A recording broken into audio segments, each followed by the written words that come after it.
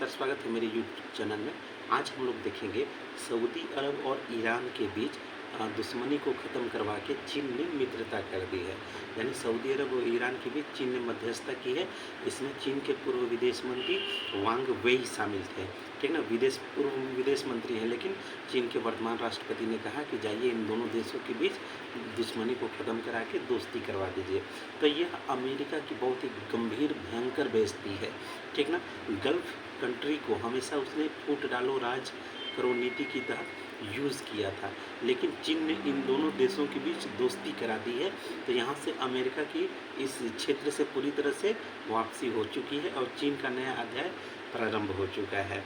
तो हम लोग देखेंगे कि यह विचारधारा की लड़ाई है। यूएसए बनाम चीन, दोनों देशों की विचारधारा की लड़ाई है। अब हम लोग देखेंगे कि जैसे यूएसए है वो हमेशा से आपको तीन चीज़ों पे फोकस करता है।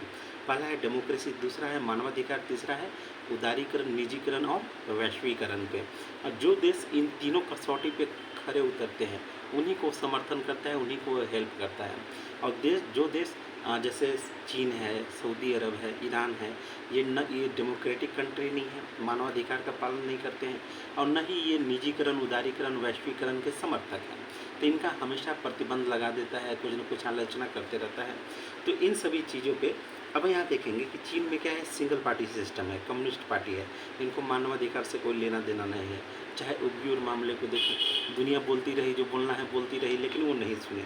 कोई अपनी जनता पे भी मॉनिटर करके, निगरानी करके, सेटेलाइट से, मोबाइल से, कैमरे से पूरी तरह से पूरी अपनी जनता को कंट्रोल में रखा है। चीन का एकमात्र उद्देश्य है विकास, विकास और विकास, ठीक है ना, सिर्फ विकास, ठीक है। अब यहाँ हम लोग देखेंगे, जैसे हम लोग भारत में हैं तो यूट्यूब, ट्विटर, फेसबुक सब अमेरिकन चीज़ों का यूज़ करते हैं, लेकिन चीन में भी ये सारी चीज़ें हैं, लेकिन वो सब चाइनीज़ कंपनियों के द्वारा है। अब यहाँ हम लोग समझेंगे कि अब वर्षों से, आज से नहीं, ठीक ना, वर्षों से सऊदी अरब और ईरान के साथ, दोनों देशों के साथ अमेरिका ने जो किया है बहुत ही गलत किया है। हमेशा से प्रतिबंध लगाता रहा है, ठीक ना। जैसे कि दोनों देशों में, सऊदी अरब ईरान में भी आपको देखिएगा कि सिंगल पार्टी सिस्टम है। इधर राजशाही है सऊदी अरब में, ईरान में धार्मिक प्रधान होते हैं, डेमोक्रेसी नहीं है, कोई भी ह्यूमन राइट का पालन नहीं करते, न ईरान करता है न सऊदी अरब करता है। और कहीं ना कहीं इन दोनों आपसी लड़ाई में विकास से भटक गए हैं और वर्षों से सऊदी अरब भी ईरान के प्रतिबंधों को झेलते आ रहे हैं। अब इस को लेकर चीन ने ईरान के साथ 2022 में एक डील की थी, जिसमें कहा था कि अगले 25 सालों तक $800 बिलियन का मैं तुमसे तेल खरीदूंगा। तो ईरान को आश्वस्त कर दिया कि टेंशन मत लो, हम जो हैं तुम्हारे साथ। उधर तो सऊदी अरब में भी जो वहाँ के युवराज हैं सलमान बिन, ठीक ना, उनको कहा, उनको अक्सर अमेरिका से चिढ़े हुए हैं, ट्रंप से नहीं चिढ़े हुए थे, बाइडेन से चिढ़े हुए हैं।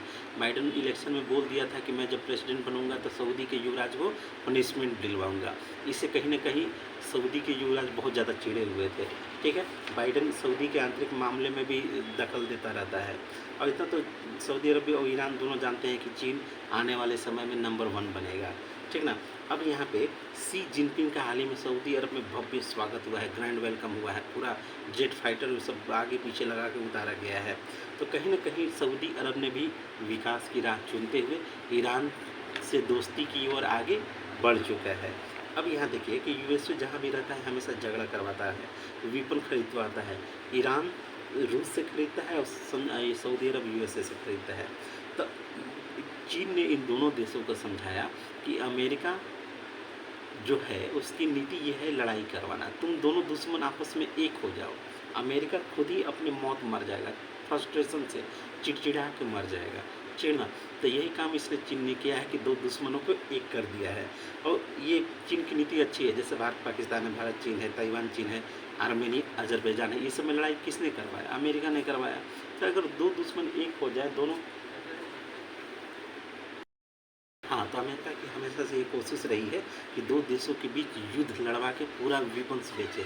जैसे यूक्रेन वाला हाल में यूक्रेन का युद्ध हुआ, तो अमेरिका ने क्या किया, जो यूरोप पिछले कई सालों से हथियार नहीं खरीदे थे, उस यूरोप में सिपरी की रिपोर्ट आई है कि 45% से ज़्यादा हथियार उस पश्चिमी यूरोप ने खरीदे हैं, ठीक ना।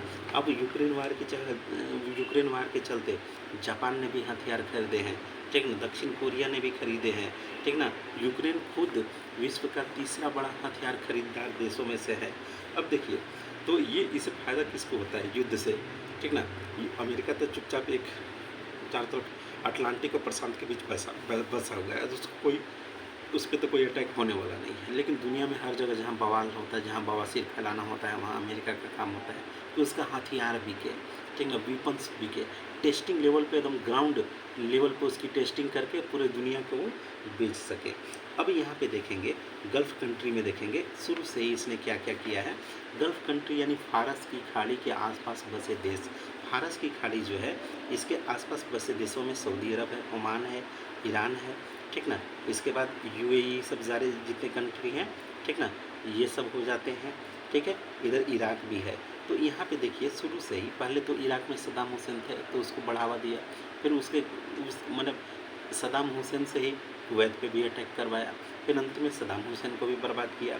इसने इधर अफ़गानिस्तान को भी बर्बाद कर दिया, ठीक है? इराक को भी अमेरिका ने बर्बाद किया, सीरिया और जॉर्डन में आईसिस को भी बढ़ावा दिया, ठीक ना? और कहीं न कहीं उनको ख़त्म करने के लिए फिर हथियार दिया, वेपन दिया, सब कुछ दिया। ये सारे जो समस्या की जड़ है वह अमेरिका है, ठीक ना? चाहे वो आईसिस की समस्या किसने पैदा की, तो अमेरिका ने पैदा की। कहीं न कहीं हर घटना में लड़ाई करवाने का जो ज़िम्मा होता है अमेरिका की होती है। तो अब इन लोग समझ चुके हैं अब इस चीज़ को, क्योंकि इसको बहुत आनंद होता है। देखिए भारत है तो हिंदू मुसलमान, अगर मुस्लिम देश है तो शिया सुन्नी कर देगा, अगर एक ही प्रकार के देश हैं तो उसमें विचारधारा की लड़ाई लगा देगा, ठीक ना? ये काम अमेरिका का करता है। तो इस चीज़ को चाहे अभी यमन में ले लीजिए, यमन में भी देखिए तो हूती और हाउदी लड़ गए, एक शिया है, एक सुन्नी है, हूती है शिया, हादी है सुन्नी, ठीक ना? एक को सऊदी ने सपोर्ट कर दिया, दूसरे को ईरान ने सपोर्ट कर दिया, और बस लड़ाई झगड़ा गृह युद्ध चल रहा है, सिविल वार चल रहा है। तो इसमें नुकसान किसे है? उस पर्टिकुलर क्षेत्र को नुकसान होता है। तो चीन की यहाँ पे मैं तारीफ़ करना चाहूँगा कि बहुत अच्छा काम किया है कि इन दोनों देशों को दोस्ती के कगार पे लेना। अब भारतीय विदेश नीति को देखते हैं तो भारत की विदेश नीति इन सब से बहुत ऊपर है, पंचशील के सिद्धांतों का पालन करती है, ठीक ना? और साथ ही साथ गुट निरपेक्षता का पालन करती है। वर्तमान दौर में देखें तो अमेरिका भी है, अमेरिका से भी बिज़नेस ट्रेड है, यूरोप से भी है, रसिया से है, यूक्रेन से भी है, जापान से भी है, चीन से भी है। तो भारत को कोई ज़्यादा अथी नहीं है, बस अगर चीन नंबर 1 बनता है तो भारत भी नंबर 2 या नंबर 3 पे होना उसका तय है, उसका स्वाभाविक है कि होगा ही होगा। अब भारतीय कूटनीति को इन सभी लफड़ों से कोई मैटर नहीं करता है, वो चुपचाप अपना प्रॉफिट देखती है। ये बहुत अच्छी रणनीति होती है।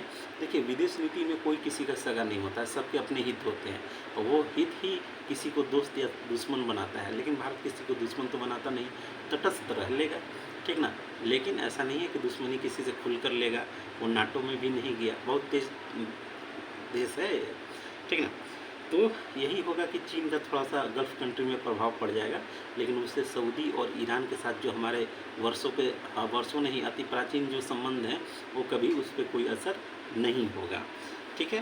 तो आज के लिए इतना ही है। हाँ, लेकिन इतना तय है कि चीन आने वाली वैश्विक शक्ति है। अमेरिका को अगर कोई कम्पीट देगी, कोई मात देगी तो वह चीन देगी, और पूरी तरह से वो इसकी तैयारी में है। जय हिंद, जय भारत। लाइक कीजिए, शेयर कीजिए, सब्सक्राइब कीजिए। Thank you.